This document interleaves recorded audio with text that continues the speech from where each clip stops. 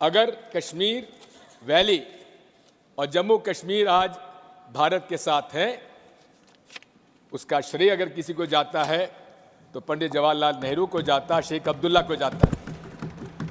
और दूसरी तरफ जूनागढ़, जहां बाहुल्य था हिंदुओं का, वहां नवाब साहब अपने हवाई जहाज में बेगमों को छोड़ गए, बाकी लोगों को ले गए और पाकिस्तान चले गए, लेकिन जूनागढ़ भारत का आज एक अंग है। आप कितना ही अमित शाह जी पंडित जवाहरलाल नेहरू जी के बारे में कुछ भी कहें, लेकिन एक बात मैं आपसे कहना चाहता हूं, अगर आज जम्मू कश्मीर और विशेषकर जम्मू कश्मीर वैली आज भारत का अंग है, उसका एकमात्र श्रेय किसी को जाता है तो पंडित जवाहरलाल नेहरू पर विश्वास था शेख अब्दुल्ला का, जिसकी वजह से आज कश्मीर वैली हमारे साथ है। मान्यवर, एक बहुत बड़ी चर्चा चली कि जवाहरलाल नेहरू जी का कश्मीर के लिए कंडक्ट और इस पर हमारा नजरिया थोड़ा तंग है। जहां तक तंग नजरिए का सवाल है साहब, देश की एक भी इंच जमीन का सवाल है, हमारा नजरिया तंग रहेगा, हम दिल बड़ा नहीं कर सकते। किसी को अधिकार नहीं है अपने बड़े हृदय को दिखाने के लिए देश का एक भूभाग देश से चला जाए और मूक दर्शक बनकर खड़े रह जाए, किसी को अधिकार नहीं। मान्यवर, मैं कुछ बातें कहना चाहता हूं। बहुत कुछ कहा है, अभी कहा गया नेहरू के कारण कश्मीर यहां है, नेहरू जी के न होते तो शायद ये बिल ही नहीं आता और कश्मीर होता ही नहीं, इस तरह से कहा।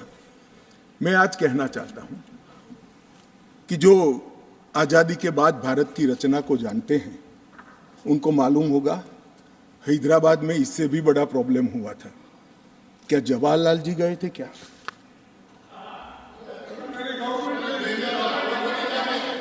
तो यहां गवर्नमेंट नहीं, यहां नेहरू। क्या कर रहे हो खड़गे जी? अभी भी वापस आओ।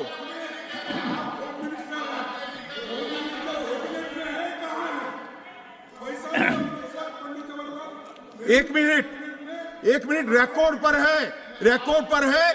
कश्मीर में दिग्विजय जी ने सरदार पटेल का नाम नहीं लिया, एक नाम दिया शेख अब्दुल्ला का, दूसरा नाम दिया जवाहरलाल नेहरू का।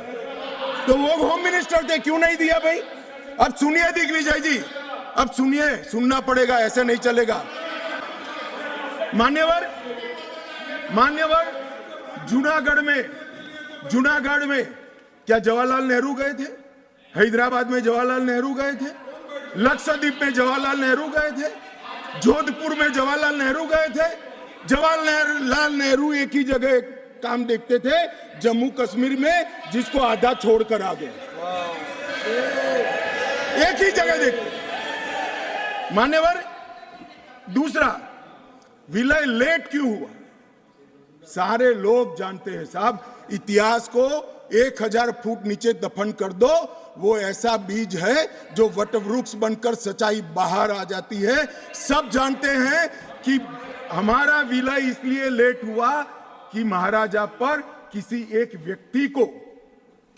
व्यक्ति को विशेष स्थान देने का आग्रह था, शेख अब्दुल्ला को विशेष स्थान देने का आग्रह था। इसके कारण विलय लेट हुआ और पाकिस्तान को आक्रमण करने का मौका मिला।